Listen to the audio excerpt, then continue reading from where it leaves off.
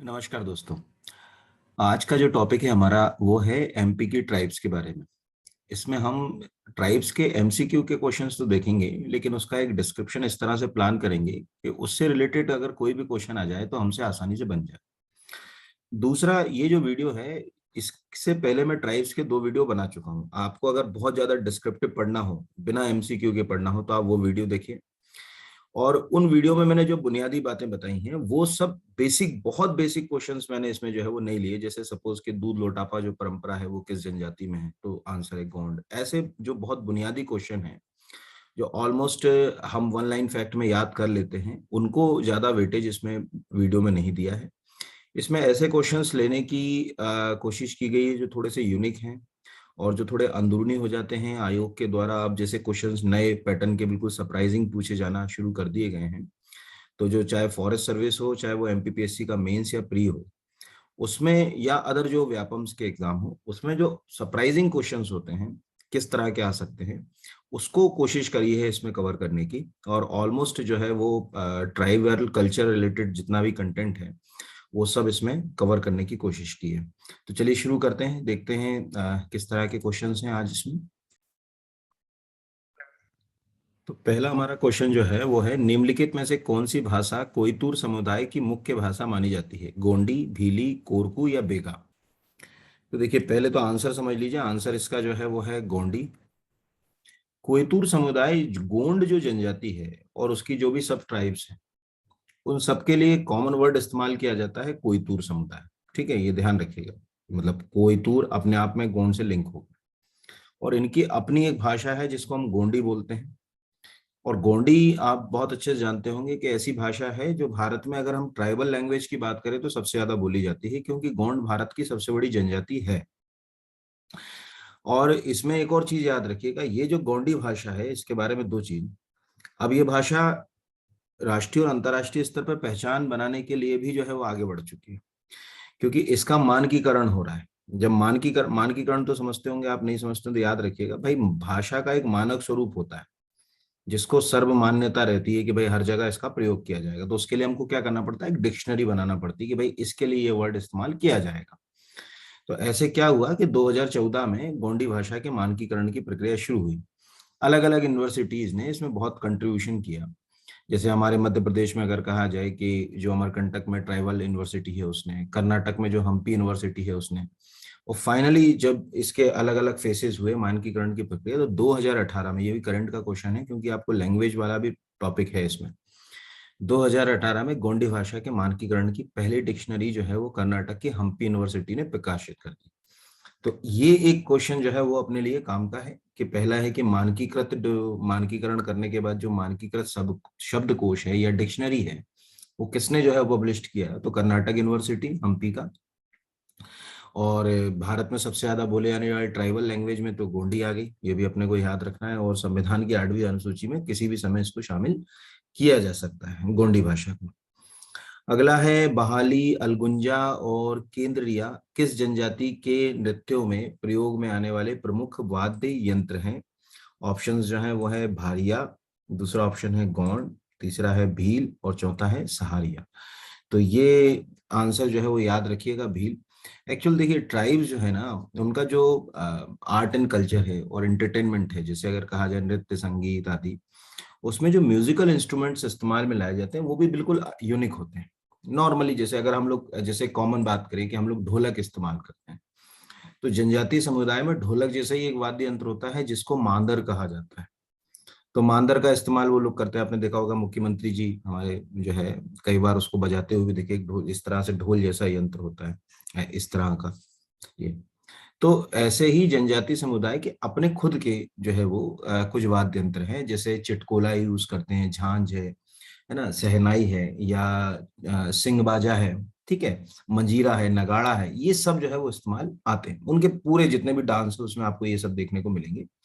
तो इसमें सबसे ज्यादा जैसे अगर कहा जाए लकड़ियां जो है वो जो बांस होता है उसकी चिंपलियां जो होती है उससे वो अलगुंजा बनाते हैं। हालांकि ये आपको बता दूं कि भीलों को सबसे अच्छा जो वाद्य यंत्र लगता है वो हमेशा केंद्रीय लगता है, यानी भीलों का, ये तो है भील का आंसर तो भील है, लेकिन कोई पूछेगा भाई भीलों का कौन सा जो है वाद्य यंत्र जो है वो मेन उनको पसंद है, तो दो वाद्य यंत्र वो बहुत पसंद करते हैं, एक तो केंद्रिया को पसंद करते हैं, दूसरा वाहली। वाहली एग्जैक्टली एक प्रकार की बांसुरी होती है, ठीक है यहाँ पर। तो ये बांसुरी का ही एक प्रकार है, इसको जो है वो ये लोग पसंद करते हैं। तो ये एक म्यूजिक इनकी कल्चर से जुड़ा हुआ ये क्वेश्चन है, कल्चरल हेरिटेज से जुड़ा हुआ। अगला क्वेश्चन है, निम्न में से कौन सा सही सुमेलित नहीं है? जनजाति और उपजाति। बेगा, बिजावर, नरोतिया, काटमेड़ा बिल्कुल सही है। कोरकू, मवासिमा, बोएडा, नाहर, नहाला ये भी सही है। भारिया, नागाराची, कमार, प्रधान ये गलत है। भील, बरेला, भिलाला, पटेलिया, रतियास, बेगास ये भी सही है। तो भारिया ये गलत है। पहले तो ये याद रखिएगा भारिया क्यों गलत है। एक तो ये जो जितने भी अगर कहा जाए उपजाति हैं ये गोंड की है ना, ये ध्यान रखिएगा। भारिया खुद भी गोंड की ही एक उपजाति मानी जाती है ना, भारिया, अगरिया ये सब जो है वो गोंड जनजाति का ही एक भाग जो है वो माने जाते हैं। तो गोंड जो जनजाति है वो कई जो है अगर कहा जाए उपजातियों में वर्गीकृत है। जैसे अगर कहा जाए ओझा भी गोंडों में आते हैं, तो सुना होगा आपने। प्रधान भी गोंडों में, 16 हंस आते हैं, 16 हंस जो है वो भी गोंडों के अंदर आते हैं। तो नागाराची, कामार, प्रधान, ओझा, 16 हंस, ठीक है। अगरिया आग का काम जो करते हैं, लोहासुर उनके देवता होते हैं अगरिया, ये सब जो है वो गोंडों की उपजातियां हैं। मतलब आप समझिए मध्य प्रदेश में अगर बड़ी उपजातियों की बात करें तो गोंड एक ऐसी ट्राइब है जिसकी जो सब ट्राइब्स हैं वो इतनी ज्यादा विस्तृत हैं कि अगर हम उनको जोड़ लें तो गोंड मध्य प्रदेश की सबसे बड़ी जो है वो जनजाति बन जाएगी। ध्यान रखिए, अगर ऐसे इंडिविजुअल ट्राइब की बात करते हैं ना तो भील मध्य प्रदेश की सबसे बड़ी ट्राइब है, इसमें कोई दो राय की बात नहीं है। लेकिन अगर हम इंडिविजुअल को हटा दें, मतलब अगर कहा जाए कि पूरा सब हटा दें और केवल उपजातियों को जोड़ दें कि भाई उपजातियां जो मिला दी जाए, तो गोंड जो है वो मध्य प्रदेश में भी और भारत में भी सबसे बड़ी जनजाति बन जाती। भारत में तो है ही, लेकिन मध्य प्रदेश की भी सबसे बड़ी जनजाति बन जाती।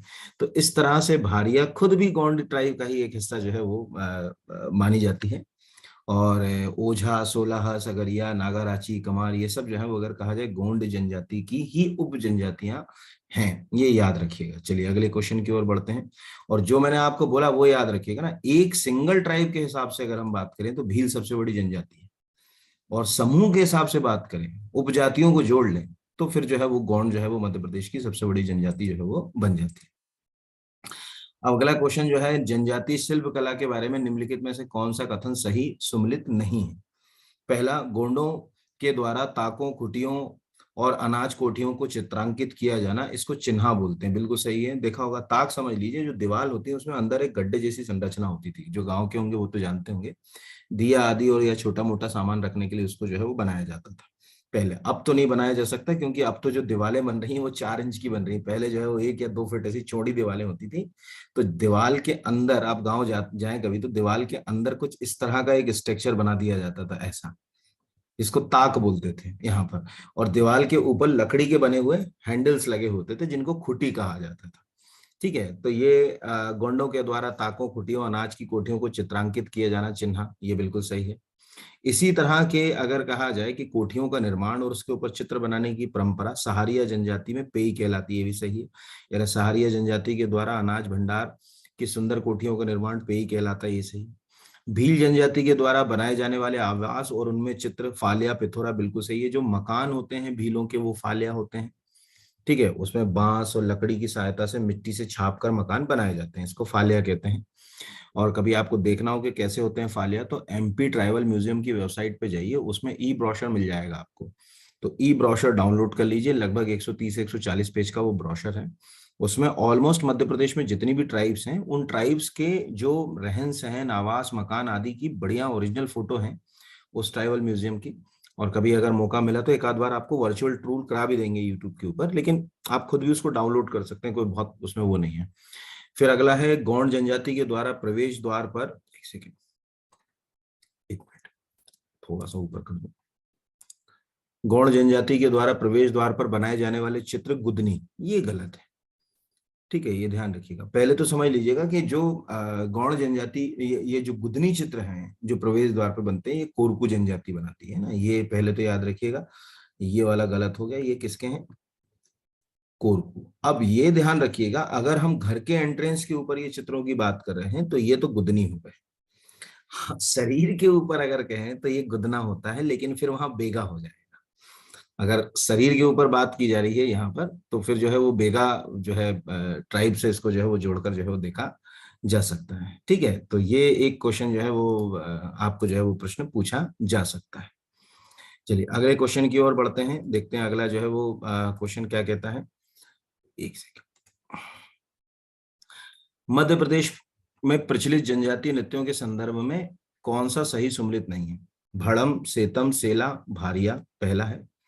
दूसरा, कर्मा नृत्य बेगा जनजाति बिल्कुल सही है। ठाटिया नृत्य गौंड जनजाति बिल्कुल सही है। थापटी नृत्य भील जनजाति बिल्कुल गलत है। थापटी एग्जैक्टली मेनली थापटी जो है वो कोरकुओं की पहचान। ठीक है, कोई पूछेगा कि भाई किस जनजाति में थापटी नामक नृत्य जो है वो ज्यादा किया जाता है, तो कोरकू, देखिए ऐसा है जनजातीय नृत्यों के साथ एक और अजीब सी उलझन है कि एक जो ट्राइबल डांस होता है या ट्राइब्स के द्वारा जो डांस किया जाता है वो कई ट्राइब्स करती हैं, लेकिन किसी डांस से वो उनकी एक आइडेंटिटी अगर अलग बन जाती है तो फिर जो है वो उसको अलग रखना पड़ता है। जैसे बैसाख का जो महीना आता है उसमें जो कोरकू लोग होते हैं वो थापटी करते ही, जब ज्येष्ठ का महीना आता है तो वो ढांडल करते हैं, यहाँ पर अगर कहा जाए तो इस तरह से हम ये कह सकते हैं कि हाँ ये जो नृत्य है ये कोरकुओं से जो है वो जुड़ा हुआ है। तो ये याद रखिएगा, कोरकू जो जनजाति है वो तीन चार नृत्य बहुत ज्यादा करती है। एक कोरकू जनजाति का जो नृत्य है ये थापटी तो याद ही रखना है, थापटी के अलावा एक कोरकू जनजाति का जो नृत्य है वो भी आप याद रखिएगा उसको। एक सेकेंड।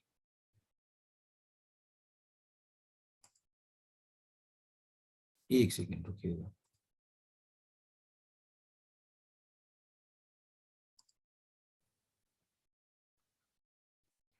अच्छा ठीक है, तो एक जो है वो मुझे लगा कि स्क्रीन एकदम रुक गई यहाँ पर। तो एक तो जो है वो थापटी तो इनको याद ही रखना है। थापटी के अलावा जो दूसरा जो है वो याद रखना है चाचरी। ठीक है, ये ध्यान रखिएगा, थापटी और चाचरी ये दो जो है वो इंपॉर्टेंट है कोरकू पे। तो ये वाला जो है वो क्वेश्चन जो है वो आपका क्या हो गया, गलत हो गया। ये आपको याद रखना है, ये क्वेश्चन जो है वो नहीं आएगा। सॉरी, गलत है यहाँ। अगला जो है वो भी बहुत इंपॉर्टेंट है, मध्य प्रदेश की जनजातियों और उनके देवकुल के बारे में कौन सा कथन जो है वो सही सम्मिलित नहीं है? अब एक तरफ है जनजाति, एक तरफ है देवकुल। ये देवकुल का कंसेप्ट समझे, देखिए हर जनजाति के कुछ जो है वो देवता होते हैं, वो प्राकृतिक शक्तियों को अपने आसपास नदी, जल जल झरने, तालाब, वृक्ष आदि में अपने देवताओं की उपासना करते हैं। तो उससे धीरे धीरे क्या हुआ, देवताओं के कुछ समूह बन गए। तो उन समूहों पे बात की गई, जैसे गोंड, तो गोंड में बड़ा देव, बूढ़ी माई, ठीक है, कांकलिन माई, रात माई, घमसेन देव, ये गौड़ जनजाति के होते हैं, बिल्कुल सही है। भील तो बगासा देव, ठीक है, कसुमर देव, भीलट देव, जैसे ये भीलट देव अभी आया था एई में, ठीक है। खालूना देव, सावन माता, ये भी बिल्कुल सही है। कोरकू जो जनजाति है उसमें भूमिया देव, परित बाबा, नहार देव, तेजाजी, कारस देव, ये जो है वो गलत हो गया। ये जितने भी देवता हैं ये कोरकू जनजाति के जो है वो नहीं, ये ध्यान रखिएगा ना, ये पूरे के पूरे देवता सहारिया जनजाति के। यहाँ पर पहले तो ये गलत कर दे, भारिया के तो ये भेसासुर, खेड़राई, भीमसेन, बागदानो, मुठुआ देव, ये भारिया जनजाति के, लेकिन ये कोरकू के नहीं। ये पूरे देवता जो हैं वो हैं सहारिया। आपको मालूम ही होगा मध्य प्रदेश की जो तीन प्रिमिटिव ट्राइब है, अत्यंत पिछड़ी जनजाति, बेगा, भारिया, सहारिया, उसमें से एक सहारिया है जो उत्तर के जिलों में ज्यादा रहती है ना, भिंड, मुरैना, ग्वालियर, शिवपुरी, श्योपुर वाली जो बेल्ट है उसमें। तो ये सहारिया जनजाति के जो है वो देवता हैं। तो फिर कोरकू के कौन से हो गए? तो यहाँ अगर अपन इसकी जगह कोरकू लिख लें तो कोरकू में जो है वो एक देवता आपको याद रखना है, जोगनी। दूसरा तो ये ऊपर जो नाम लिखा वो देखिए, एक देवता दो जनजातियों में हो सकता है ना, मुठुआ देव, ये मुठुआ देव इनमें भी होंगे। एक है काल्हा बाबा, ठीक है, ये याद रखिए। कोरकू जनजाति के अगर अंदर जो है वो देवता, ये कोरकू जनजाति के कुछ मुख्य जो है वो देवकुल है, जिनमें इनको जो है वो देवताओं की तरह जो है वो पूजा या मतलब उनकी उपासना जो है वो की जाती है। चलिए अगले क्वेश्चन की ओर बढ़ते हैं, देखते हैं अगला क्या क्वेश्चन कहता है। अगला क्वेश्चन कहता है, किस जनजाति में मृतकों की स्मृति को स्थायी बनाने हेतु गातला या गाता नामक अनुष्ठान नहीं किया जाता? भील, गोंड, कोरकू या सहारिया? तो पहले तो याद रखिएगा, ये गातला नामक अनुष्ठान तीन ट्राइब्स में होता है, सहारिया में ये अनुष्ठान नहीं होता। ये गातला अनुष्ठान होता क्या है कि जब किसी व्यक्ति की मृत्यु होती है तो हम ये सोचते हैं कि कम से कम उसकी स्मृतियां हमारे साथ रहें। जिससे अगर हम ऐसे समझें कि इस्लाम के हिसाब से अगर किसी व्यक्ति की मृत्यु होती है तो जहां उसको दफनाया जाता है वहां एक मकबरे का निर्माण करा दिया जाता है। हिंदू धर्म में वहां एक समाधि का निर्माण करा दिया जाता है, जिससे हम आने वाले समय तक उसकी स्मृतियों को, ठीक है, अपने साथ जो है जोड़ के रख सकें। सेम इन जनजातियों में जैसे भील है, गोंड है, कोरकू है, ये लोग क्या करते हैं, जैसे पत्थर है या लकड़ी से उस जगह को चिन्हित कर देते हैं जहां जो उसकी मृत्यु होती है। जैसे कोरकू जनजाति में लकड़ी के चिन्ह जो है वो गड़ा दिए जाते हैं वहां पर। तो ऐसे जो चिन्ह लगाए जाते हैं या चिन्हों का प्रयोग किया जाता है, उन्हीं को हम जो है वो गातला या गाता जो है वो कहते हैं। और ज्यादातर ये सबसे ज्यादा अगर जो प्रयोग में आते हैं, एक तो गोंड जनजाति में, दूसरा कोरकू में, दो में तो आते ही है। मतलब अगर कोई पूछेगा किन दो जनजातियों में ये चिन्हों का जो है वो प्रचलन है, तो एक जो है वो गोंड जनजाति में है और कोरकू में है। भील में भी है, मतलब ऐसा नहीं कि भील जनजाति में नहीं है। तो वहां पर जो है वो पूजा अर्चना करने के बाद एक जगह स्थापित कर दी जाती है और उसके ऊपर कोई जो है वो स्तंभ, लकड़ी, चिन्ह जिसको लग दिया जाता है, जो एक टोटम से भी जो है वो जुड़ा, जैसे टोटम बाद होता है उससे भी इसको लिंक किया जाए जा सकता है। किसी भी ट्राइबल म्यूजियम में देखोगे तो ऐसे चिन्ह जो है वो आपको देखने को जो है वो मिल जाएंगे। ज्यादातर लकड़ी और पत्थर का इन चिन्हों के लिए जो है वो प्रयोग किया जाता है, जिससे सिंडोली प्रथा जिसको कहा जाता है। वो इसलिए मैंने नहीं बता रहा क्योंकि अभी नीचे एक क्वेश्चन में मैंने वो लिया है क्वेश्चन। अगला है, मध्य प्रदेश के प्रचलित जनजातीय नृत्यों के संदर्भ में निम्नलिखित में से कौन सा कथन जो है वो सही सुमेलित नहीं है। पहला है चिलहड़ी, गादली, ठाडल, ये कोरकू जनजाति, मतलब एक तरफ है डांस और एक तरफ है ट्राइब। तो चिल्हुड़ी, गादली, ढाडल जो है वो कोरकू जनजाति, देहका नृत्य बेगा जनजाति, भगोरिया नृत्य भील जनजाति, रीना टीना गोंड जनजाति। तो गलत जो है वो क्या है, देहका। क्योंकि देहका तो ऑलमोस्ट अगर थोड़ा सा भी हम कहीं पढ़ते हैं तो हमको पता होता है कि वो कोल ट्राइब के द्वारा किया जाता है, इसलिए उसका नाम ही पड़ गया क्या, कोल देहका। ठीक है, ये ध्यान रखिएगा। मेनली देहका जो है वो कोल ट्राइब की पहचान है और उसके साथ ही कोल देहका भी कहा जाता है। पर जो एग्जाम वाला होगा वो कभी कोल देहका नहीं देगा आपको। वो इसलिए नहीं देगा क्योंकि आप तो एक सेकंड में पहचान जाओगे कि कोल देहका जो है वो, क्योंकि उसमें कोल ही आ गया तो फिर जो है वो देहका लगाने की क्या जरूरत है, फिर आप तो कर ही लोगे उसमें। तो इस तरह से जो है वो अगर कहा जाए कि ये जो है वो बेगा का नहीं है, ये कोल का है। अगले के ऊपर बढ़ जाते हैं। किस जनजाति में गोहिया नामक पंचायत से विवादों को निपटाया जाता है, कोल, गोंड, बेगा या भारिया। तो इसका आंसर है कोल। देखिए, हर जनजाति की अपनी एक परंपरा होती है जिससे वो अपने, अगर कहा जाए, सामाजिक सरोकार को बनाए रखने की कोशिश करती है ना। जैसे अगर हम गोंडों में जाते हैं तो आपने देखा होगा कि गोंड जनजाति के अंदर भी प्रोफेशंस के आधार पर कई हिस्सों में उनको हमने क्लासिफाई कर लिया। सबके अपने अपने काम हैं, ठीक है। जैसे अगर कहा जाए जिनके पास भूमि है उनको राजगोंड कहते हैं, नहीं है उनके को धुरगोंड कहते हैं।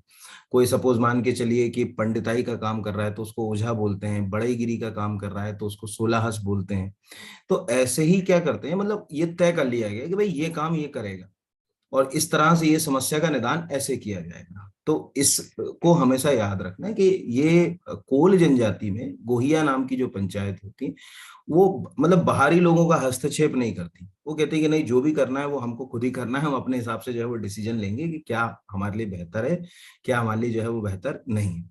तो बस इस तरह से इसको जो है वो याद रखना है। बाकी तो कुछ भी जो है वो बड़ा क्वेश्चन जो है वो आएगा नहीं। यही जो भी जो है वो पूछा जाएगा कि किस जन, ये आ भी चुका है। मतलब ये बहुत ज्यादा जो है वो, जैसे कहते हैं ना कि बेसिक जो क्वेश्चन है उसमें जो है वो इसको रखा जाता है, कोल को। चलिए अगले क्वेश्चन की ओर बढ़ते हैं। अब थोड़ा सा हेल्दी क्वेश्चंस जो है वो आना शुरू हो जाएंगे एक या दो क्वेश्चन के बाद। यहाँ पर डिंडोरी के कलाकार अर्जुन सिंह धुर्वे, जिन्हें पद्मश्री से सम्मानित किया गया, ने किस नृत्य को देश विदेश में पहचान दिलाई।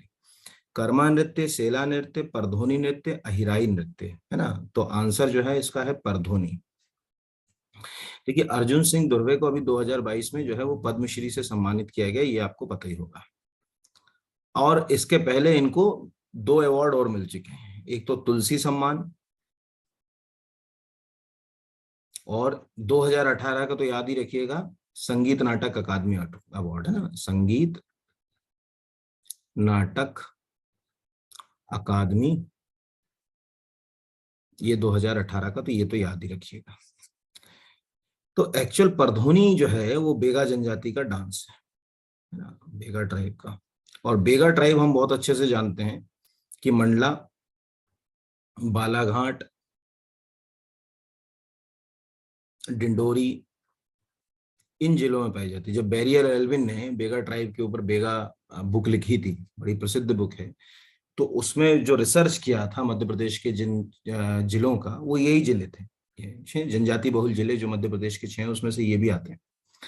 तो यहाँ पर परधोनी नृत्य किया जाता है, और इसी नृत्य को एक, जैसे कहते हैं ना कि पूरे हिंदुस्तान में और देश विदेश में पहचान जो है वो अर्जुन सिंह धुर्वे ने जो है दिलाई।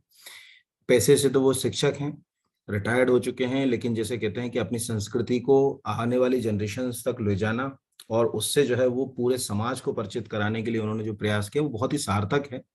क्योंकि बेगा ट्राइब से कोई पहले व्यक्ति हैं जिनको जो है वो पद्मश्री से सम्मानित किया गया, पहली बात। दूसरा कि राष्ट्रीय अंतर्राष्ट्रीय स्तर पर किसी ट्राइबल डांस को पहचान दिलाना एक बहुत बड़ी बात होती है। तो इस हिसाब से जो है वो आपको ये प्रश्न पूछा जा सकता है, परधोनी किसका नृत्य है? बेगा जनजाति। अर्जुन सिंह धुर्वे कहाँ से संबंधित हैं? तो डिंडोरी जिले से।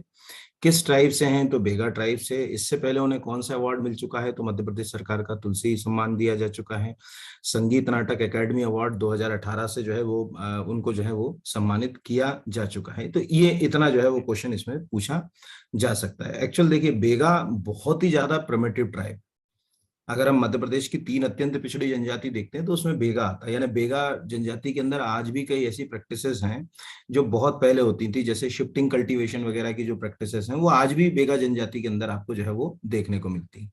और जो 4 मेन नृत्य हैं जैसे कर्मा, सेला, फाग और परधोनी, तो उसमें परधोनी जो है वो ज्यादा क्लासिकल है। क्यों है परधोनी की खासियत? क्योंकि परधोनी नृत्य में एक सबसे यूनिक चीज जो फीचर है, इसमें क्या करा जाता है, मोर या अन्य पशुओं के मुखौटे बनाए जाते हैं, वो मुखौटे लगाने के बाद जो है वो डांस किया जाता है। तो इसका एक अलग ही मतलब एक आनंद जो है वो होता है। तो मुखौटा डांस, ये अभी देखिए परधोनी तो बड़ा मुश्किल है कि आपको यूट्यूब वगैरह पे मिले, लेकिन आप नॉर्थ इंडिया में जैसे हिमाचल वगैरह के जो मुखौटा डांस है उसको देखेंगे तो आप एक फील कर सकते हैं कि हाँ इस तरह का जो है वो परधोनी डांस होता होगा। बाकी सबसे ज्यादा जो है वो मोर और जो है वो पशुओं के, यानी मोर का एक जो है वो उसके पंखों से मुखौटा बनाया जाता है, और अन्य पशुओं से जो है वो मुखौटे बनाए जाते हैं लकड़ी, उससे जो है उसको डांस को किया जाता है। तो ये एक प्रश्न हेल्दी है, पूछा जा सकता है, अब क्या आएगा देखने वाली बात है। अगला है, मध्य प्रदेश में जनजाति विकास से संबंधित संस्थानों के बारे में कौन सा सही सम्मिलित नहीं है? फर्स्ट इज आदिम जाति विकास एवं अनुसंधान संस्थान छिंदवाड़ा, पहले ही गलत हो गया। श्री बादल भोई राज्य जनजाति संग्रहालय छिंदवाड़ा, ये सही है। मध्य प्रदेश राज्य जनजाति संग्रहालय भोपाल, ये भी सही है। इंदिरा गांधी राष्ट्रीय मानव संग्रहालय भोपाल, ये भी सही है। आदिम जाति विकास संस्थान जो है उसकी स्थापना 1954 में छिंदवाड़ा में हुई, इसमें कोई दो राय की बात नहीं। ठीक है, छिंदवाड़ा में ही हुई, क्योंकि जो सबसे ज्यादा प्रिमिटिव ट्राइब है मध्य प्रदेश की, अत्यंत पिछड़ी जनजातियों में भी सबसे ज्यादा है, उसका नाम है भारिया। तो छिंदवाड़ा में आपको मालूम होगा तामिया जो है उसके आसपास जो पातालकोट वाली जगह है वहां पाई जाती। तो सरकार को उस समय लगा होगा, तब हमारा राज्य बना भी नहीं था, 1956 से पहले ही जो है वो आदिम जाति विकास अनुसंधान संस्थान काम करने लगा था।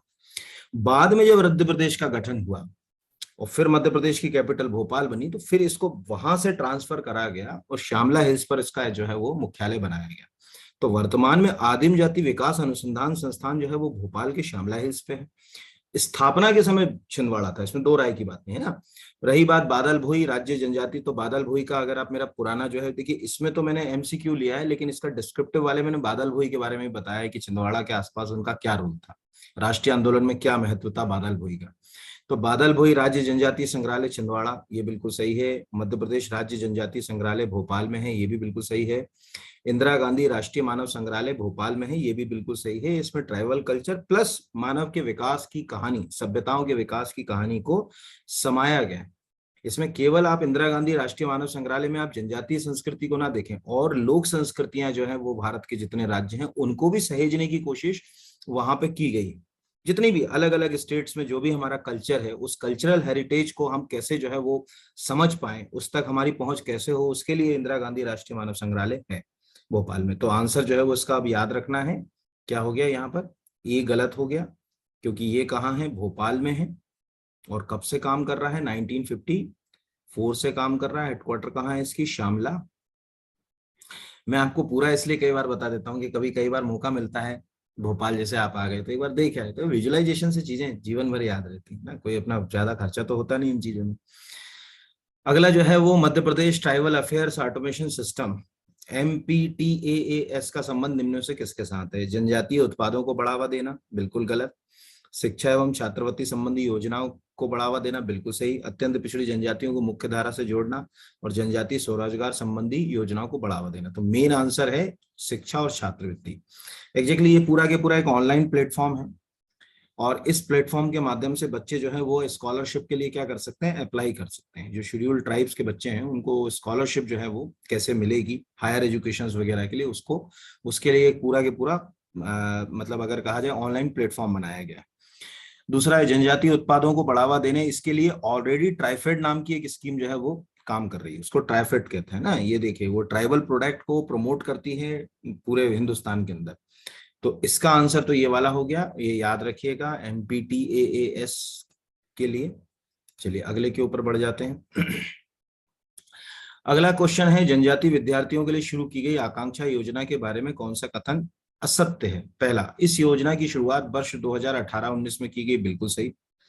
कक्षा 10वीं के बाद उत्तीर्ण विद्यार्थियों को इस योजना का लाभ मिलता है, ये भी बिल्कुल सही।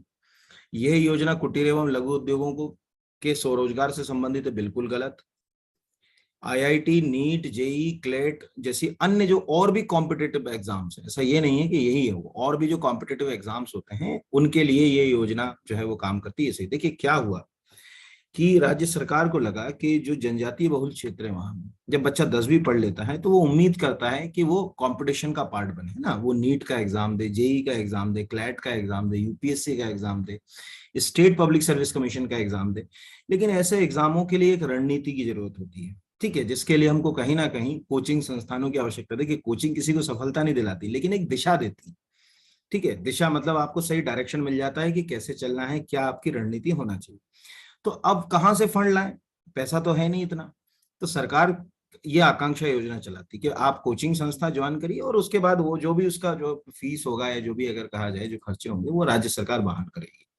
तो इस हिसाब से आकांक्षा योजना जनजातीय जो विद्यार्थी हैं उनको एक बेहतर भविष्य देने के लिए, कंपटीशन में पार्टिसिपेट करने के लिए एक अच्छा, जैसे कह सकते हैं कि प्रयास आप इसको मान सकते हैं।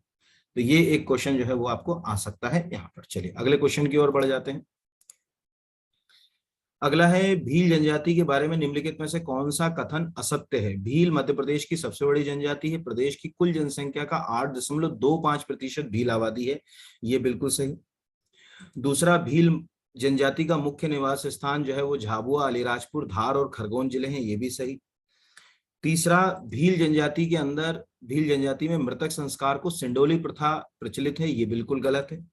चौथा है गोल गधेड़ो भगोरिया भीलों के मुख्य नृत्य और विवाह है, ये भी सही है। गोल गधेड़ो एक वैवाहिक परंपरा भी है और भगोरिया होली के समय जो है वो नृत्य भी है, हाट भी है, और अगर कहा जाए वैवाहिक परंपरा से भी जो है वो भगोरिया को जो है वो जोड़कर देखा जाता है। तो तीसरा जो है वो बिल्कुल गलत है। सिंडोली मृतक संस्कार की जो प्रथा है इसमें चिन्ह बनाए जाते हैं, लकड़ी के चिन्ह गड़ा दिए जाते हैं मृतक व्यक्ति के जहां पर उसको दफनाया जाता है वहां पर। और ये प्रथा जो है वो आप याद रखिएगा, मेनली कोरकू जो जनजाति है उसमें आपको सिंडोली प्रथा जो है वो देखने को मिलेगी। भील जनजाति के अंदर जो है वो सिंडोली प्रथा नहीं होती। मैंने पहले भी दिन आपको अभी इसके पहले भी मैंने आपको ये बोला था कि जो भील जनजाति है, मतलब जो शुरू में क्वेश्चन जो पढ़ाया था उसमें भी ये चीज जो है वो मैंने बोली थी। और रही के बात पहले वाले की, तो प्रदेश में सबसे ज्यादा जो है वो जनजाति जनसंख्या का प्रतिशत बिल्कुल भील का ही है, पहली जनजाति है। दूसरे नंबर पर यानी भील, ये ध्यान रखिएगा, दूसरे नंबर पे में आते हैं तो फिर वो गोंड आता है भील के बाद। गोंडों का जो प्रतिशत है बिल्कुल थोड़ा सा अगर कहा जाए कि कम हो जाएगा, वो आ जाएगा 7.013। ये जो भील का है इसकी जगह अगर मैं यहाँ गोंड कर दूं तो गोंडों का कितना आ जाएगा 7.013%। ये गोंड ट्राइब की जो है वो अगर कहा जाए जनसंख्या हमारे यहाँ, ठीक है। तो गोंड ट्राइब लगभग हमारे यहाँ है 50 लाख, लगभग अगर कहा जाए 50,93,000 के आसपास ये गोंड है। और थोड़ा सा इससे अगर अपन ऊपर चले जाए, हल्का सा ऊपर चले जाए तो भील जनजाति मिल जाती है, और भील जनजाति का जो है वो 59 लाख। तो यहाँ पर ये 50 है, वहां पर अगर कहा जाए 59 लाख। तो एक तरफा आप सोचो कि मध्य प्रदेश के अंदर दो जनजातियों की जनसंख्या जो है वो एक तरफा पूरी जनजातियों की जनसंख्या को जो है वो कवर करने की कोशिश कर रही है। तो मुख्य जनजातियां हमारी गोंड और भीली हैं, ठीक है। फिर है मध्य प्रदेश के जनजातीय जिलों के संबंध में कौन सा कथन सत्य नहीं है? मध्य प्रदेश के 52 जिलों में से 21 जनजातीय जिले हैं, बिल्कुल सही। पूर्ण जनजातीय जिलों की संख्या 6 है, बिल्कुल सही। जनजातीय विकास खंडों की संख्या यानी जो ट्राइबल ब्लॉक है उनकी संख्या 89 है, बिल्कुल सही। आंशिक जनजातीय जिलों की संख्या 31 है, बिल्कुल गलत। जब ऊपर वाले से ही मैच करना है कि जब यहाँ 6 हो गए तो यहाँ 31 कैसे हो सकते हैं, यहाँ पर कितने हो जाएंगे, 15। आंशिक जनजाति वाले जिले जो है वो है 15, पूर्ण जनजाति वाले हैं 6। तो ये 6 और 15 जोड़ेंगे तो टोटल जो है वो जिले कितने हो जाएंगे मध्य प्रदेश के अंदर, ट्राइबल 21। अब आपको में से किसी को याद होगा कि जब फॉरेस्ट का भी एक पेपर बनाया था उसमें ये फिगर अलग है, वो याद रखिएगा। वो फॉरेस्ट के हिसाब से उसमें 50 जिलों के हिसाब से जनजातीय जिले काउंट हो, वो अलग कहानी है, ये अलग कहानी है ना, इससे उसको क्लैश मत करिएगा क्वेश्चन को। तो यहाँ ये इतना अपने को याद रखना। अभी हमारे पास 313 जो है वो ब्लॉक है, विकास खंड है। इन 313 विकास खंडों में, ये विकास खंड है, 89 जो विकास खंड है वहां ट्राइबल पॉपुलेशन बहुत ज्यादा। तो जनजातीय जनसंख्या के ज्यादा होने के कारण उसको जो है वो अगर कहा जाए विकास से जोड़ने के लिए मध्य प्रदेश सरकार ने उनको ट्राइबल ब्लॉक ही जो है क्या कर दिया, डिक्लेयर कर दिया। तो ये एक जो है वो अगर कहा जाए कि प्रश्न आपको पूछा जा सकता है यहाँ। चलिए अगले के ऊपर आ जाते हैं, अगला देखते हैं क्या है। जनजातीय क्षेत्रों में चलाए जा रहे वानिया सामुदायिक रेडियो केंद्रों के बारे में कौन सा कथन सही सुमिलित नहीं। पहला है विजोरी छिंदवाड़ा, बिल्कुल सही है। दूसरा है नालछा धार, ये बिल्कुल सही है। तीसरा है सेसईपुरा बालाघाट, ये बिल्कुल गलत है। चौथा है चिचोली बैतूल, ये बिल्कुल सही है। सेसईपुरा जो है, पहले तो देख ले, गलत है। सेसईपुरा जो है वो बालाघाट में नहीं है, ये श्योपुर में। अब ये है क्या, पहले तो समझिए, ये वानिया सामुदायिक जो है वो रेडियो केंद्र का मतलब, देखिए जनजातीय संस्कृति की अपनी एक भाषा संस्कृति, और उस भाषा संस्कृति को जो है वो हमको बचा के रखें। तो राज्य सरकार को ये लगा कि क्यों ना हम एक काम करें कि बकायदा जो है वो रेडियो स्टेशन चलाएं, और ये जो जितने भी रेडियो स्टेशन होंगे, ये रेडियो स्टेशन से हम उनको जो है वो उनसे संबंधित जानकारियां जो है वो उपलब्ध कराएं। तो धीरे धीरे मध्य प्रदेश सरकार ने क्या करा, कुछ रेडियो स्टेशन जो है वो शुरू कर दिए। तो इन रेडियो स्टेशन पूरे मध्य प्रदेश में तो नहीं चलेंगे यहाँ पर, तो कुछ जगहों पर ये रेडियो स्टेशन जो है वो चल रहे हैं।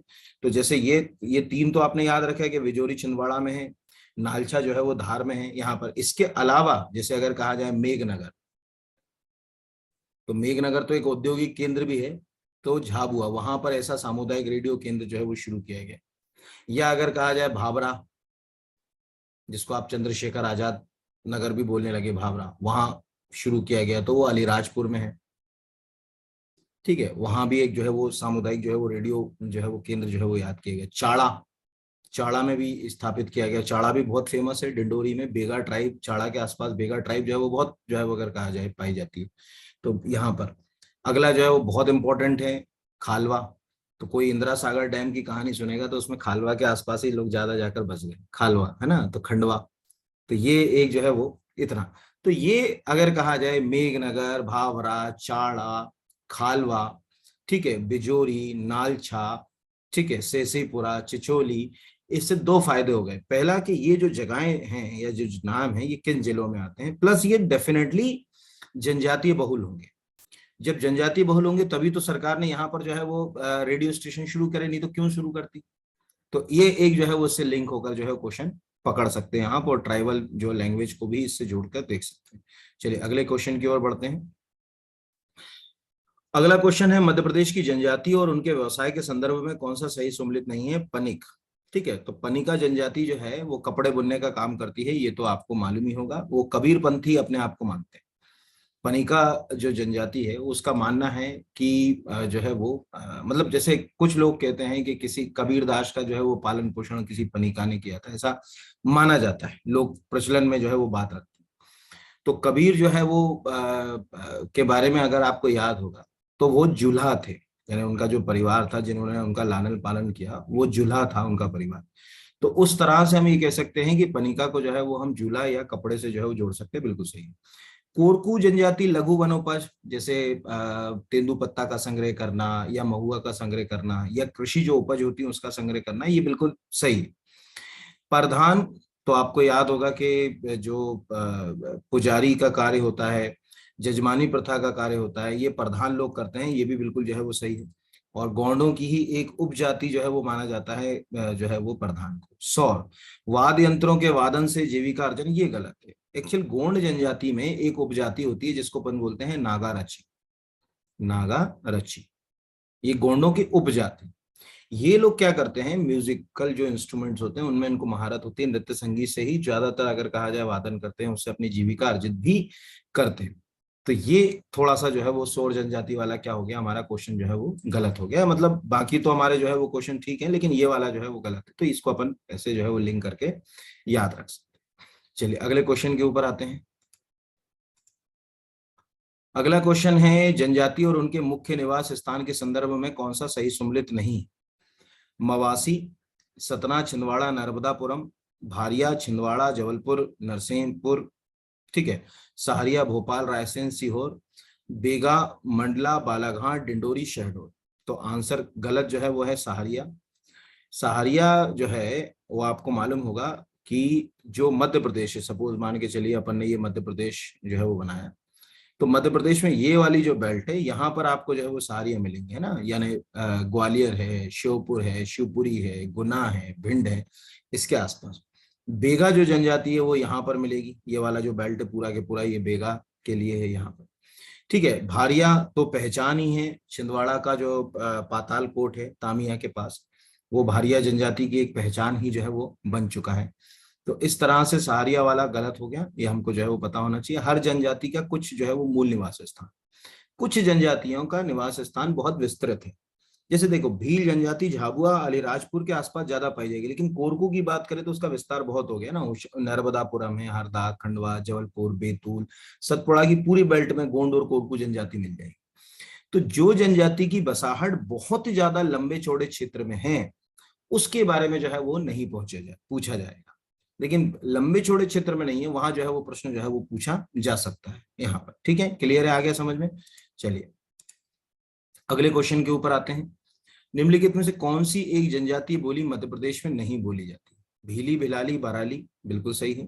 कोलम, बोडो, ये बिल्कुल गलत है। कोरकू, बेगानी, बिल्कुल सही है। गोंडी, मवासी, ये बिल्कुल सही है। कोलम और बोंडो जो है वो मध्य प्रदेश में नहीं बोली जाती, ये ध्यान रखिएगा। ये जो दोनों बोलियां हैं ये दक्षिण भारत में बोली जाती है। स्पेशली अगर कहा जाए कि हम आंध्र प्रदेश के आसपास वाला जो बेल्ट है वहां चले जाए तो वहां पर जो है वो बोलते हैं, और कोलम वहां की एक जो है वो अगर कहा जाए प्रिमिटिव ट्राइब भी है ना, ये ध्यान रखिएगा। तो आंध्र प्रदेश की जब हम पिछड़ी जनजातियों की लिस्ट देखते हैं तो उसमें कोलम है और उनकी एक लैंग्वेज भी है कोलम। तो ये आंध्रा में है, यहाँ पर एपी लिख दिया, हालांकि ऐसे लिंक करके तो नहीं आएगा, लेकिन अपने को पता होना चाहिए कि ये प्रश्न जो है वो ऐसे बन सकता है, इससे जोड़कर जो है वो पूछा जा सकता है। चलिए अगले क्वेश्चन की ओर बढ़ते हैं। अगला जो है वो है पीवीटीजी। ठीक है, ध्यान रखिएगा, पीवीटीजी सरल भाषा में आप इसको ऐसे याद रखिएगा कि अत्यंत पिछड़ी जनजाति, कॉमन वे में में मध्य प्रदेश की कौन सी जनजाति शामिल नहीं है? मारिया, सहारिया, भारिया, बेगा। तो आंसर जो है वो है मारिया। मारिया छत्तीसगढ़ में। अब पहले तो समझो कि पीवीटीवी है क्या। एक्चुअल देखो पूरे भारत में जो ट्राइब्स हैं सरकार ने ये निर्धारित किया कि कुछ ट्राइब्स ऐसी हैं जो बहुत ही ज्यादा जो है वो पिछड़ी हुई हैं और मूल जनजाति से जुड़ी हुई नहीं, ठीक है, या मूल धारा से, जनजाति तो कहना गलत होगा, मूल धारा से जो है वो जुड़ी हुई नहीं है। जैसे उनमें बहुत ज्यादा अगर कहा जाए कि लिटरेसी रेट जो है वो बहुत ही लो है, इकोनॉमिकल बैकवर्डनेस जो है वो बहुत ज्यादा जो है वो अगर कहा जाए है ये, तो ऐसी जनजातियों को आप कैसे मेन स्ट्रीम से जोड़ोगे? तो उसके लिए जो है वो सरकार ने पहले तो ये निर्धारित किया कि ऐसी कितनी जनजाति हैं। तो ये पता चला कि भाई भारत में 18 स्टेट और यूनियन टेरिटरी में, ठीक है, स्टेट और यूटी में ऐसी 75 जो है वो ट्राइब्स जिनको मुख्य धारा से जोड़ने के लिए सरकार को अब जो है वो कहना बहुत बड़े स्तर पर जो है वो प्रयास करना पड़ेगा। तो उन 75 ट्राइब्स में से मध्य प्रदेश के अंदर इनको अत्यंत पिछड़ी जनजाति बोलते हैं। मध्य प्रदेश के अंदर जो है वो 3 है, पहली हो गई भारिया, दूसरी हो गई बेगा, तीसरी हो गई सहारिया। और मध्य प्रदेश से लगा हुआ जो क्षेत्र है यानी छत्तीसगढ़ वाला, उसमें जैसे कामर है, आबूझमाड़िया है, ठीक है, या ये ऐसी जनजातियां वहां पर है। तो इस तरह से 75 जनजातियों को उन्होंने लिया। तो ये एक आप याद रखिएगा सबसे ज्यादा, और इसमें आप याद रखिएगा जो अत्यंत पिछड़ी जनजाति है, जनजातीय बहुल जनसंख्या हमारे पास बहुत है, इसमें कोई दो राय की बात। मध्य प्रदेश में जनजातीय बहुल जनसंख्या सबसे ज्यादा है। भारत में अगर अपन टोटल परसेंटेज की बात करें कि भाई कितना अगर कुल आबादी का है तो उसमें भी हमारे पास सबसे ज्यादा हम इस मामले में आगे हैं, ठीक है, जनजातीय जनसंख्या में भी हम आगे हैं। लेकिन जब हम इन पिछड़ी जनजातियों की बात करते हैं तो नंबर ऑफ, अगर कहा जाए, जो प्रिमिटिव ट्राइब्स होती हैं या अत्यंत पिछड़ी जनजातियां होती हैं, उनमें आंध्र प्रदेश और उड़ीसा जैसे राज्यों की स्थिति बहुत आगे। यानी आज भी आंध्रा और उड़ीसा में अत्यंत पिछड़ी जनजातियों की संख्या बहुत बहुत ही ज्यादा जो है वो है। ये दो राज्यों के नाम तो आप जो है वो याद रखिएगा। प्लस सहारिया जो है, ये भी आपको बता दूं कि सहारिया जो जनजाति है वो राजस्थान में भी अत्यंत पिछड़ी जनजाति में रखी गई है। एक ही जनजाति है राजस्थान के अंदर अत्यंत पिछड़ी, वो है सहारिया। बाकी मध्य प्रदेश में तो बेगा, भारिया, सहारिया अपने को याद रखना है, तो आंसर हो गया मारिया। ठीक है, चलिए अगले क्वेश्चन की ओर हो जाते हैं। होली के पर्व पर निम्न में से किस जनजाति में गलबाबा अनुष्ठान किया जाता है? गोंड, भील, कोरकू या बेगा? तो पहले तो समझ लीजिएगा कि ये जो गलबाबा नाम का जो, पहले तो मैं बता दूं कि ये अनुष्ठान के बारे में, गलबाबा नाम की जो ये परंपरा है, इस परंपरा की खासियत है कि ये माना जाता है कि इस अनुष्ठान को करने से गले के जो रोग होते हैं वो ठीक हो जाते हैं। हमारे देवता जो है वो हमारे गले के जो है वो रोग हैं उसको क्या कर देते हैं? ठीक कर देते हैं। तो भील जनजाति क्या करती है? होली, देखो भीलों के दो तीन जो है वो परंपराएं तो बहुत काम की हैं। एक तो होली के समय, ठीक है, यानी ये इसको ऐसे याद रखिएगा, जो महाशिवरात्रि है उससे होली तक एक तो भगोरिया का आयोजन होता है। स्पेशली अलीराजपुर, झाबुआ, धार, इन जिलों में भगोरिया मेले भी आयोजित होते हैं। उसको भगोरिया हाट बोलते हैं वहां पर, है ना। मेले आयोजित होते हैं। भगोरिया एक डांस भी है और वहाँ एक वैवाहिक परंपरा भी होती है कि लड़के और लड़की अपने जीवन साथी को जो है वो पसंद करते हैं और उससे फिर जो है वो विवाह करते हैं। तो उसकी पूरी क्या प्रक्रिया होती है उसके लिए आपको भी डिस्क्रिप्टिव वाला एक पूरा वीडियो है इसी के अंदर यूट्यूब पे डाला हुआ है, ट्राइबल कल्चर का, उसको देखेंगे, उसमें पूरी समझाई मैंने वो दी। तो ये है। और दूसरा जो है वो हो गया भील का। तो इस तरह से गलबाबा अनुष्ठान का संबंध जो है वो भील जनजाति से है, यो आपको याद रखना है। अगले पर आते हैं। भीलों की कुछ परंपराएं तो हमेशा याद रखिएगा। इसमें अच्छा एक और क्वेश्चन याद आ गया मुझे भील की। भील जनजाति की कुछ परंपराएं तो बहुत ही ज्यादा यूनिक है ना। जैसे अगर कहा जाए कि वो जो खेती करते हैं उसको चिमाता कहते हैं। ठीक है, सबसे यूनिक। उनके घरों में जो है वो खिड़कियां जो है वो अगर कहा जाए वो नहीं इस्तेमाल करते। एक गोल गधेड़ो उत्सव होता है, उसमें वैवाहिक परंपरा भी होती है गोल गधेड़ो नाम की। ठीक है। और अपहरण विवाह होता है उनमें, जिसको भगोरिया बोलते हैं। एक्चुअल टेक्निकली वो अपहरण विवाह है उनके हिसाब से। भगोरिया को जो है वो अपहरण विवाह जो है वो कहा जाता है ना। तो इस तरह से अपन इसको याद रख सकते। अगला है, जनजातियों के द्वारा अपनी संस्कृति को एक पीढ़ी से दूसरी पीढ़ी तक हस्तांतरित करने के लिए निम्न में से कौन सी संपदा सर्वोत्तम प्रयोग में लाई जाती है? चित्रात्मक, वाचिका, शिल्प, सांस्कृतिक? तो आंसर है वाचिका। वाचिका का मतलब होता है मौखिक। आप सोचिए, मैं अपनी आने वाली पीढ़ी को अपने कल्चर, अपनी हेरिटेज, ठीक है, अपने आर्ट से कैसे परिचित कराऊंगा? बोलकर। ज्यादातर ये हमारे परिवार की परंपरा है। तो ट्राइब्स में यही होता है, उनकी बोली बहुत इंपॉर्टेंट रोल प्ले करती है, ये ध्यान रखिएगा। क्योंकि उनकी बोली में वो अपनी संस्कृति को अपने आने वाली पीढ़ियों तक जो है वो एक से दूसरे, दूसरे से तीसरे को डिलीवर करते आ रहे हैं। इसी बोली को हम वाचिक संपदा बोलते हैं। तो बड़ी समृद्ध वाचिक संपदा है जनजातियों में, ये याद रखिएगा। अगला है, जनजाति नृत्यों के बारे में कौन सा कथन जो है वो सही सुमरित नहीं है? आपको एक तरफ जनजाति नृत्य, ऊपर भी प्रश्न है लेकिन कोशिश ये करिए कि पूरे आपको जो है वो आ जाए। पहला है गोंड, भड़ोनी, बिरहा, सजनी, कर्मा, सुआ, दिवाली, ये सब गोंड के हैं। कोरकू, गादली, गोगलिया, डोडवली, ठाटिया, डंडा नाच, ये कोरकू के हैं। भील, ठीक है, डांग सोलो, चालवाणी, दौड़ावाणी, ठीक है, ये भील के हैं। भारिया, छेरता, छरपट, बिल्मा, ये भारिया के नहीं, याद रखिएगा। ये जो भी नृत्य हैं ये बेगा जनजाति में। ठीक है, ये कोई पूछेगा कि एक्चुअल कौन सी जनजाति ये नृत्य करती है, तो बेगा। तो ये बेगा ट्राइब जो है वो, उसके जो है वो मुख्य जो है वो नृत्य जो है वो माने जाते हैं। चलिए अगले क्वेश्चन की ओर बढ़ जाते हैं। अगला है, जनजाति नृत्यों में ढोलक की तरह प्रयोग में आने वाले वाद्य यंत्र को क्या कहते हैं? अलगोजा, सिंगवाजा, मांदर और चिटकोरा? तो आंसर है मांदर। इसको मैं अभी ऊपर भी समझा चुका हूं, तो इसको केवल लिखूंगा, टिक लगा के आंसर को आगे बढ़ गया। तो ये भी एक क्वेश्चन आपके लिए हेल्दी हो सकता है, मांदर याद रखिएगा। अभी मुख्यमंत्री जी ने 2-3-4 बार बजा लिया ना उसको, इसलिए दे दिया मैंने। मध्य प्रदेश में जनजाति और उनके निवासों के निवास स्थानों के संदर्भ में कौन सा सही सुमेलित नहीं है?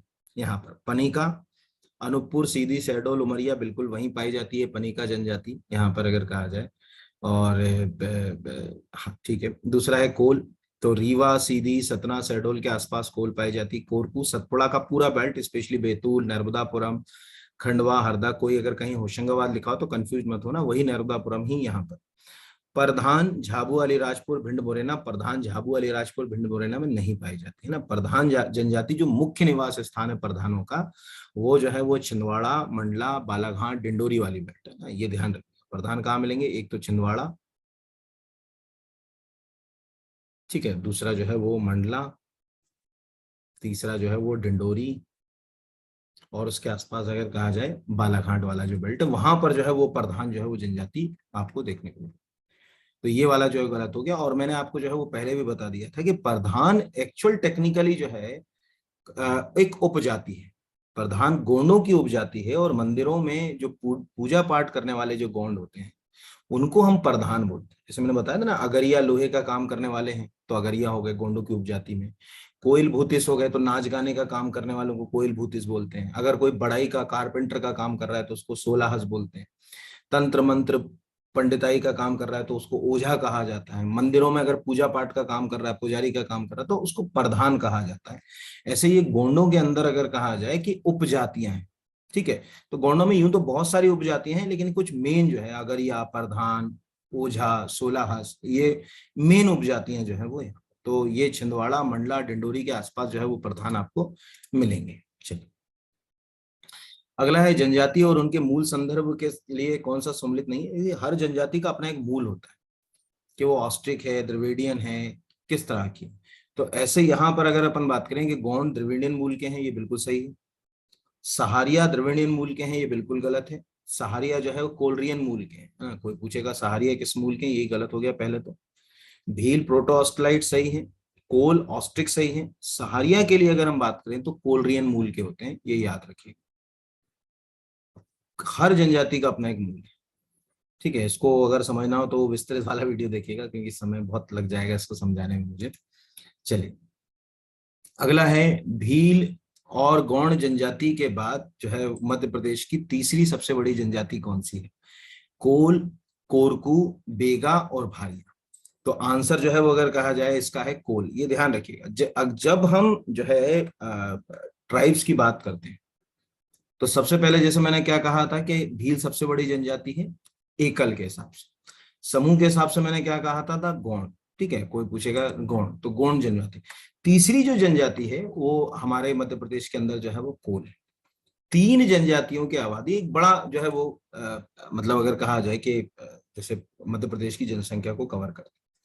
फिर इसके बाद जो है वो अगर कहा जाए कि और जो जनजातियां हैं उसमें जैसे अगर कहा जाए कोरकू, सहारिया, बेगा। तो अगर कोई पूछेगा कि मध्य प्रदेश की टॉप जो ट्राइब्स हैं तो पहले तो हो गई भील,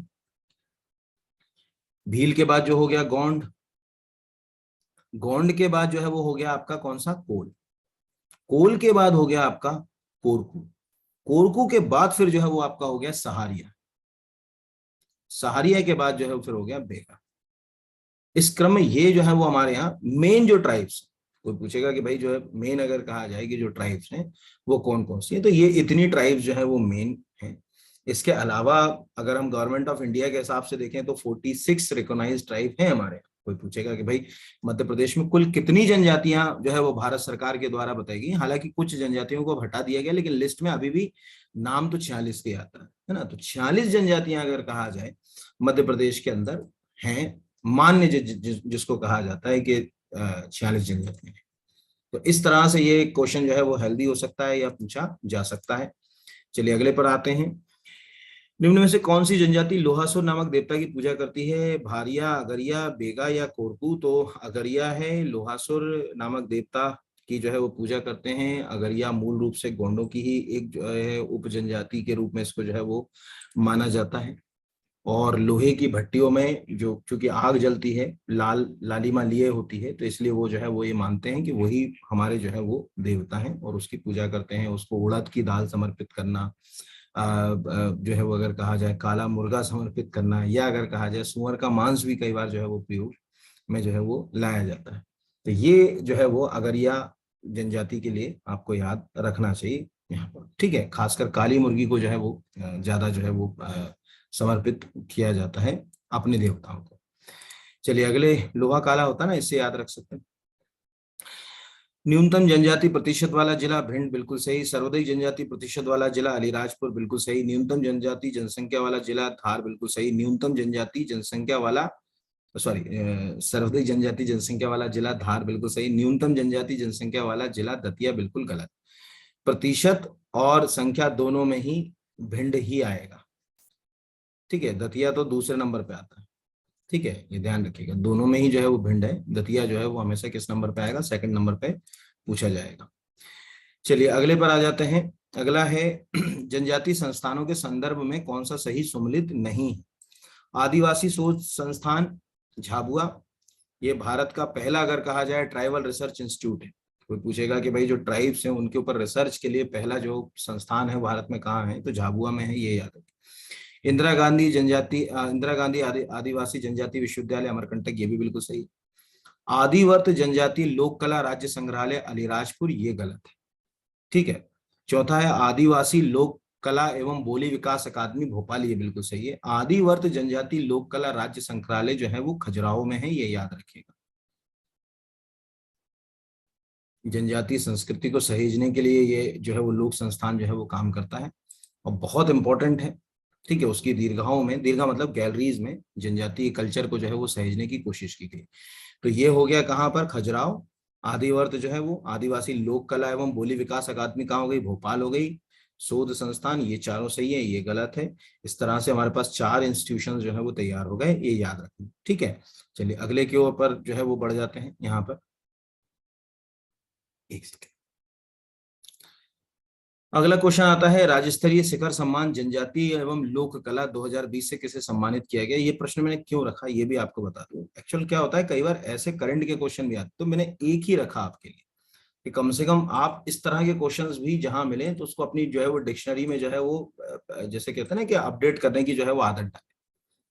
तो इसमें जो है वो आंसर जो है वो है श्रीमती पूर्णिमा चतुर्वेदी, ये याद रखिएगा ना, उनके लिए काम करने के लिए ये जो है वो अवार्ड। तो ये एक प्रश्न जो है वो इससे लिंक करा हुआ आपको पूछा जो है वो जा सकता है। वो क्या आएगा वो देखने वाली बात है वहां पर।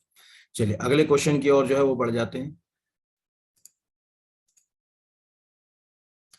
अगला है, मध्य प्रदेश सरकार के द्वारा बोलियों के लिए दिए जाने वाले पुरस्कारों में शामिल नहीं है। टंट्या भील स्मृति पुरस्कार, भीली, बिल्कुल सही। रानी दुर्गावती स्मृति पुरस्कार गोंडी बोली के लिए, बिल्कुल सही है।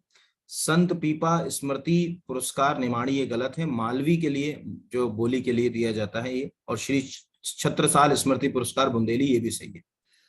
ये जो है वो आपको याद रखना है, ये गलत है क्योंकि ये मालवी के लिए है।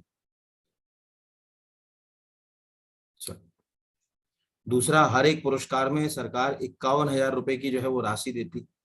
ऐसे व्यक्ति को चुना जाता है जिसने जनजातीय बोली, या अगर कहा जाए जो हमारी लोक बोलियां हैं जिनको अपन फोक लैंग्वेजेस बोलते हैं, उनको जो है वो आगे बढ़ाने में, उनके साहित्य को समृद्ध करने में अपनी एक अग्रणी जो है वो भूमिका निभाए। तो उन लोगों को जो है ये पुरस्कार जो है वो दिए जाएंगे, ये आपको याद रखना है। मतलब प्रश्न जो है वो पूछा जो है जा सकता है। अब वो किस रूप में आएगा वो तो देखने वाली बात है यहाँ पर। चलिए अगले के ऊपर आ जाते हैं। एक सेकेंड, अगला है, जनजातीय लोक कला एवं बोली विकास अकादमी के द्वारा निम्न में से किस एक का प्रकाशन किया जाता है? पुरातन, साक्षात्कार, चौमासा, कला वार्ता। तो आंसर जो है वो है चौमासा। एक्चुअल क्या है, ये एक मैगजीन है, पहले तो याद रखिए। और इस मैगजीन में जो है वो जैसे कहा जाता है कि ट्राइबल कल्चर और उससे जुड़ी हुई जितनी भी हेरिटेज, उसको जो है वो बेहतर तरीके से जो है वो समझाया जाता है। तो बहुत सारी जो है वो अगर कहा जाए प्रकाशन मध्य प्रदेश सरकार जो है वो करता है, जिसमें ये सभी प्रकाशन है ना, पुरातन, साक्षात्कार, कला वार्ता, ये सब अलग अलग जो है वो इंस्टीट्यूशंस या अलग अलग जो एकेडमीज हैं उनके प्रकाशन हैं। लेकिन भोपाल में एक जनजातीय लोक कला एवं बोली विकास अकादमी, ठीक है। एक तो ये भी प्रश्न आपको याद रखना, ऊपर भी मैंने दिया था कि ये कहाँ पर है, तो ये भोपाल में है। ये क्या करती है कि एक चौमासा नाम की जो है वो मैगजीन का पब्लिकेशन करती है। उसमें जो है वो जनजातीय संस्कृति, उसकी बोली और उसकी बोली में लिखा गया साहित्य, जैसे कविताएं, पाठ, गोष्ठी आदि जो है वो उसको लोगों तक पहुंचाती कि भाई ये कार्यक्रम जो है वो हम लोग चला रहे हैं। तो इस नजरिए से ये प्रश्न जो है वो हेल्दी आपके लिए हो सकता है, क्योंकि ये एक आपको टॉपिक भी है यहाँ पर जनजातीय बोलियों का, तो जनजातीय बोलियों के साथ लिंक कर सकते हैं। ये आ भी सकता है कि चौमासा क्या है, तो आप कह सकते हैं कि भाई चौमासा एक मैगजीन है। और एक आदि विद्रोह नाट्य समारोह होता है, उसके भी बहुत सारे अगर कहा जाए कार्यक्रम इसमें पब्लिश होते रहते हैं चौमासा में। चलिए अगले के ऊपर आ जाते हैं। मध्य प्रदेश जनजातीय संग्रहालय में वर्तमान में कितनी दीर्घाएं हैं? दीर्घा में दी की मात्रा गलत है, इधर से आएगी मात्रा 3, 5, 7 या 9, तो आंसर है 5। दीर्घा का मतलब समझिए गैलरी। कोई भी जो म्यूजियम होता है, वो म्यूजियम कैसे काम करेगा, उसके कितने पार्ट्स होंगे, किन किन चीजों से हम जो है वो आपको परिचित कराना चाहते हैं, उसके लिए अलग अलग क्या कर दी जाती हैं, गैलरियां बना दी जाती हैं। तो ऐसे जब भोपाल हम आते हैं तो मध्य प्रदेश जनजातीय संग्रहालय जब पहुंचते हैं तो उसमें 5 जो है वो गैलरीज में ये पूरा के पूरा ट्राइबल म्यूजियम जो है वो डिवाइड। ठीक है, जैसे भोपाल में भारत भवन का भी आई है, तो भारत भवन में 6 गैलरीज है, उनको विथिका कहा जाता है, विथि। तो दीर्घाएं, विधि का जो है वो ये सब एक ही वर्ड है, कोई जो है वो आपको याद मतलब ज्यादा उसमें जो है वो कंफ्यूज नहीं होना है। अगला है, मध्य प्रदेश की किस जनजातीय समुदाय की शाखा ठाटिया पाशुचारण से जो है वो संबंधित है? गोंड, भील, कोरकू, बेगा। यहाँ थोड़ा सा देखो कई बार जो है वो बेसिक टाइपिंग मिस्टेक हो जाती है, तो उससे कंफ्यूज ना होना, भील ऐसे लिखेंगे इधर से। ठीक है, तो जो ठाटिया जो है वो अगर कहा जाए गोंडों का ही एक समुदाय होता है, ये ध्यान रखें। ये ज्यादातर जो है वो पशुचारण करता है। ठाटिया, कोई पूछेगा कि कौन सी जो है वो जनजाति से संबंधित है, तो इससे जो है वो संबंधित जो है वो उसको मान सकते हैं। फिर अगला आता है, जनजातीय गौरव से जुड़े इतिहास को सहेजने के लिए आरंभ की गई अभिनव योजना के संदर्भ में सही सम्मिलित नहीं है। बिरसा मुंडा, डगडोआ, उमरिया। कुछ समय के लिए बिरसा मुंडा यहाँ रुके थे। बिरसा मुंडा का संबंध तो झारखंड से, ना मध्य प्रदेश में जन्म उन्होंने लिया, ना 1857 की क्रांति या बाद के किसी आंदोलन में वो मध्य प्रदेश से सीधे रहे। लेकिन अपने आंदोलनों के दौरान वो मध्य प्रदेश में कुछ समय के लिए रुके थे डगडोआ में, इसलिए अभी आपने देखा होगा बिरसा मुंडा जयंती भी हम मनाते हैं। दूसरा है, जननायक टंट्या भील, पाताल पानी, इंदौर। राजा सरयू प्रसाद, सिवनी, ये गलत है। राजा शंकर शाह, रघुनाथ शाह, मंडला, ये बिल्कुल सही है। अब याद रखिएगा, जो ट्राइबल पर्सनालिटी है, आप में से किसी को लग रहा होगा कि एक भी ट्राइबल पर्सनालिटी की आपने जो है उसमें बात नहीं करी, तो ट्राइबल पर्सनालिटी के लिए मैं अलग से पूरा के पूरा एक जो है वो वीडियो बना चुका, और वो डला हुआ है यूट्यूब के ऊपर, आप उसको देखेंगे तो एक भी ट्राइबल पर्सनालिटी, ध्यान समझ लीजिएगा 3 बातें। पहला, अगर आप जनजातीय व्यक्तित्व को अच्छे से पढ़ना चाहते हैं, एमसीक्यू नहीं विस्तृत में, तो एक वीडियो है ट्राइबल पर्सनालिटी का, उसको देखिए आप। दूसरा, अगर आप ट्राइब्स के कल्चर को बहुत विस्तार में समझना चाहते हैं, वन लाइन फैक्ट में नहीं, बहुत विस्तार में समझना चाहते हैं, कोई भी ट्राइब, जैसे गोंड है, अगरिया है, भारिया है, पारदी है, कोई भी ट्राइब, तो उसके लिए जो है वो एक पूरा के पूरा वीडियो बनाया है मैंने, मध्य प्रदेश में जनजातीय संस्कृति का 2 पार्ट में। थोड़ा लेंदी है, लेकिन उससे बाहर कुछ भी नहीं आएगा अगर आप उसको अच्छे से जो है वो पढ़ोगे। जैसे अभी मैंने आपको बताया था कि भाई कोल जो जनजाति है उसके अंदर गोहिया पंचायत होती है, वो जब आप वीडियो देखोगे तो उसमें मैंने बताया कि भाई उसमें जो है वो रोतिया और रोतले जो उनकी सब ट्राइब्स होती हैं, उनमें जो है वो ज्यादा ये परंपरा देखी जाती है कि वो जो है वो गोहिया पंचायत को के द्वारा ही निर्णय लेना जो है पसंद करते हैं पूरा के पूरा। तो ये वहां मिलेगा, यहाँ हर चीज तो बताना मेरे लिए जो है वो संभव नहीं है। तो इस तरह से अभी मुझे उम्मीद है कि इसमें से कुछ ना कुछ आपको जो है वो हेल्पफुल होगा, ये जो आज का जो वीडियो बनाया। और अब बाकी तो ईश्वर करे कि आपको सफलता मिले, और इसी तरह से आप बने रहिए। लाइक और शेयर जरूर कर दिया कीजिए चैनल को, और कमेंट लिखा कीजिए। कमेंट आपके बहुत पॉजिटिव आते हैं, मुझे इतना खुशी होती है, क्योंकि मुझे लगता है कि देखिए क्या होता है, जाते जाते बस एक लाइन बोलूंगा कि पढ़ने वाला और पढ़ाने वाले की म्यूचुअल अंडरस्टैंडिंग बहुत जरूरी है। वो एक दूसरे को समझ पा रहे हों कि वो क्या कहना चाह रहा है, अगर वो समझ रहे हैं तो बहुत अच्छा। तो हमारे बीच की म्यूचुअल अंडरस्टैंडिंग इतनी अच्छी हो चुकी है कि अभी जब आपके कमेंट्स आते हैं उससे समझ पड़ता है कि हाँ, हम एक दूसरे को समझ पा रहे हैं, और अपनी बात मैं आप तक पहुंचा पा रहा हूँ, और उस चीज को आप उस नजरिए से एग्जाम हॉल तक पहुंचा पा रहे हैं, है ना। देखिए मेरी बात तो आप तक जा रही है, लेकिन उद्देश्य मेरा ये है कि वो बात एग्जाम हॉल में कॉपी तक पहुंच जाए और आपके चयन तक पहुंच जाए। सिलेक्शन भी बहुत जरूरी है ना, केवल नॉलेज ब्रशअप करने के लिए या ज्ञान को अर्जित करने के लिए ये पढ़ाई नहीं है। अभी ज्ञान के साथ जो है वो हम चाहते हैं कि हमारा एग्जाम में भी जो है वो सिलेक्शन हो, क्योंकि प्राथमिक उद्देश्य तो हमारा वही है ना। तो बस यही है, इसी शुभकामना के साथ ईश्वर करे कि आपको जो है वो सफलता मिले। बहुत बहुत धन्यवाद सभी को जुड़ने के लिए।